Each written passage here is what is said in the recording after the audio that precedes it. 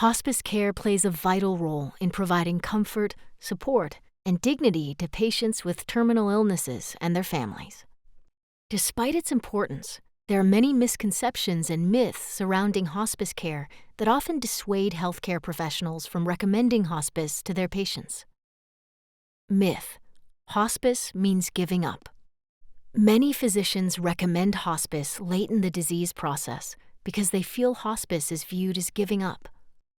On the contrary, hospice allows patients to live as fully as possible each day. It helps patients and their families put the focus on the quality of life instead of the quantity. With visits from nurses, aides, a social worker, chaplain, and volunteers, patients and their families have whole-person care for their physical, emotional, and spiritual needs. Myth: hospice is only for a patient's final days. Patients are eligible for hospice if they have been diagnosed with a terminal illness with a life expectancy of 6 months or less if the illness follows its typical progression. In fact, the number one thing we hear most from families is that they wish they had started hospice sooner.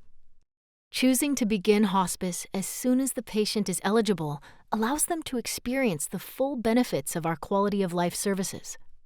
And studies have shown that patients who receive hospice care live an average of 29 days longer than those who do not choose hospice care. Myth: patients will stop seeing their primary physician after starting hospice. A patient is not restricted from maintaining a relationship with their primary care physician or specialists. In fact, we encourage PCPs and specialists to remain involved. This not only benefits the patient, it brings valuable resources to the hospice team and a unique view of the patient-family dynamic and any complications the terminal condition has caused. Myth: hospice care is expensive for patients and families. Worrying about paying for hospice care is very common. Patients and families are often relieved to learn that hospice is almost always covered in some way.